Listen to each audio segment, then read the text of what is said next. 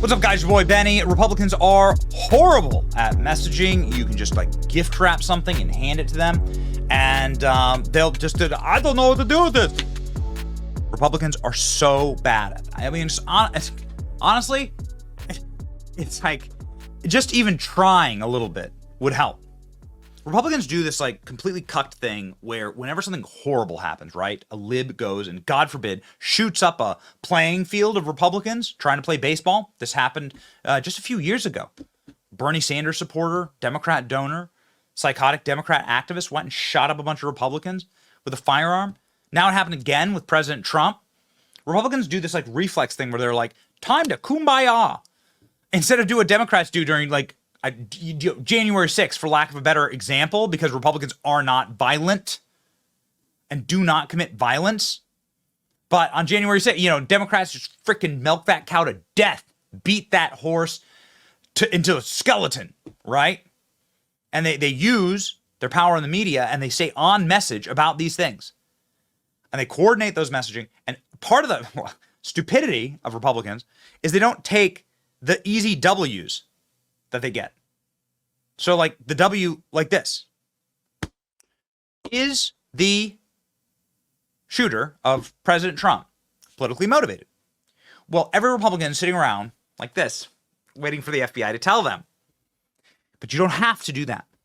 If you just know where to look, I'm going to give you 3 pieces of evidence to prove to you that this guy is a Democrat and an activist Democrat at that. 2 pieces of evidence that are public and 1 piece that is exclusive. Did the Trump government make political donations? Here's what the records show, say CBS.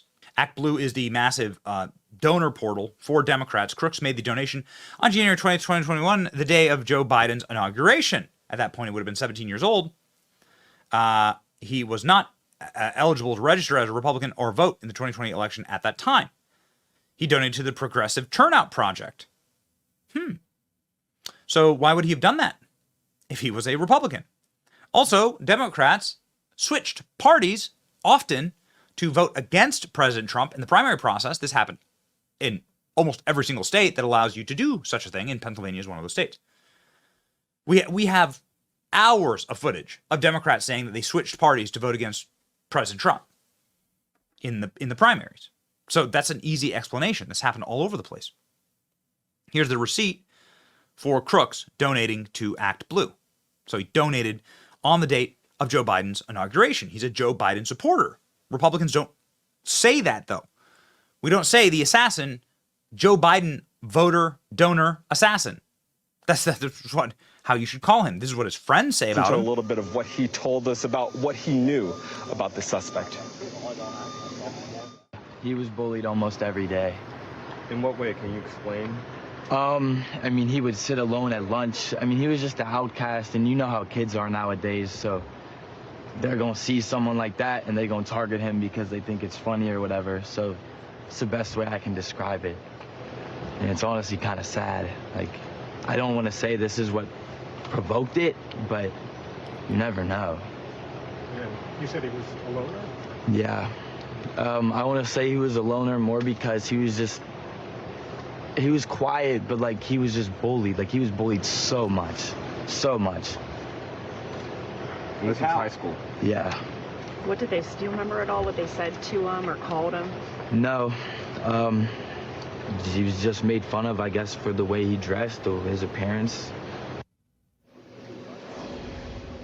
You hear him reference there, he was made fun of for the way that he dressed. He explained that you would see this suspect in school regularly wearing hunting gear, that he would always have a mask. He said well after COVID, he didn't know the details or what exactly was said to him, but that just gives you a little bit more of the picture of this profile that is being gathered right now.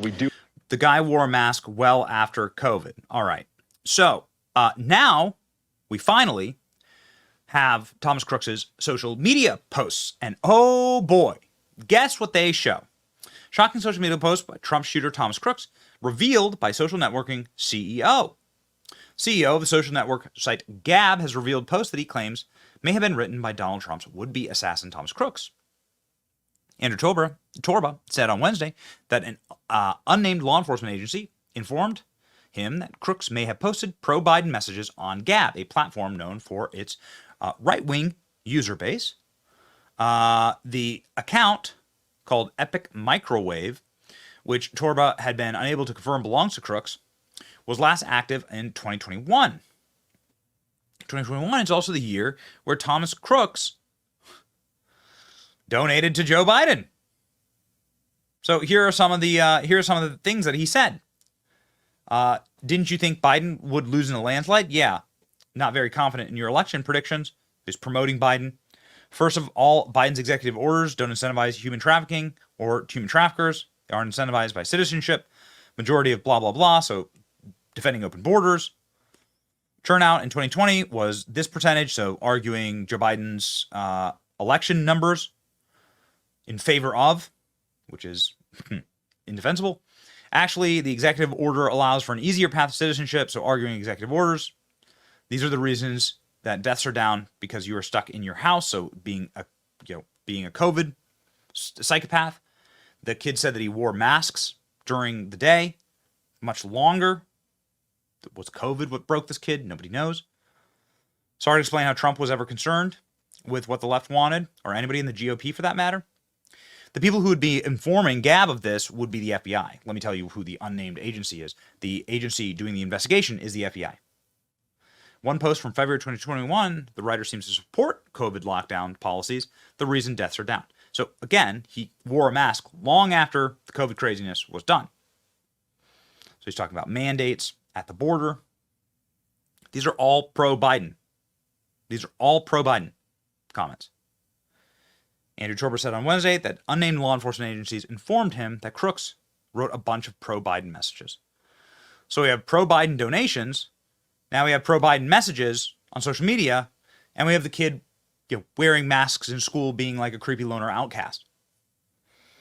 Well, it's all starting to add up to me. For me, this kid, of course, was firing bullets at President Trump, and he's not a kid, of course. He's 20 years old. He's shooting at President Trump because he wanted to kill President Trump. Now, President Trump has appeared for the first time without his bandage after being shot in the ear. Of course, President Trump was shot in the ear in spite of all of the insane conspiracy theorists on the left. Here's the bullet whizzing past President Trump's ear. Nonetheless, the FBI wishes to investigate whether President Trump was actually shot in the ear. I can tell you there's a lot more for the FBI to investigate, including, but not limited to, us going to the site where the Joe Biden donor and supporter on social media was able to crawl onto a rooftop and fire off what's said to be 8 shots at President Trump. Here's what people told us, and we have an entire, sort of chronology here of strange things that happened that day. But here's what people told us on site. Tactical snipers who were on site at Trump rally tell me that Trump's assassin, Thomas Crooks, tried to enter the rally but was turned away. He was tagged as a suspicious person, behaving erratic and aggressive, and looked like an Antifa member, according to security that was there, that I personally spoke with. This engagement with Secret Service wasn't hours before Crooks took to the shots from the roof. How obvious was Crooks that day? Why would security let him leave?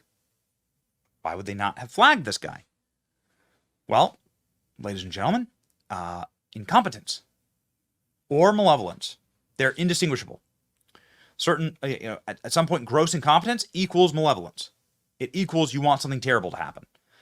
The Department of Homeland Security refused to let them fly drones over this event, which means they couldn't track Crooks. They lost track of him. And the next time he appeared, he was on a rooftop with a firearm running, heading towards the president. I don't know if he was running. Why would they not allow drones at this location? Why wouldn't the sniper team be set up to track somebody like this? Why wasn't there anybody on the water tower? Why wasn't there a police officer stationed on the rooftop? Why was this entire area open in the first place, where you had full visibility of Donald Trump on stage without any security check at all? Don't make no sense to me, ladies and gentlemen. But again, the FBI is probing whether Trump was actually shot by a bullet. Got it? Yeah. It's enough to piss anybody off. But now at least we know, like, and maybe the GOP can get smart and start saying the Joe Biden donor and supporter who shot President Trump. All right? Maybe that's enough. Okay? It's now the time to get smart and actually say that the party of political violence is, in fact, the left. It's your boy, Benny. Like, share, and subscribe. See ya.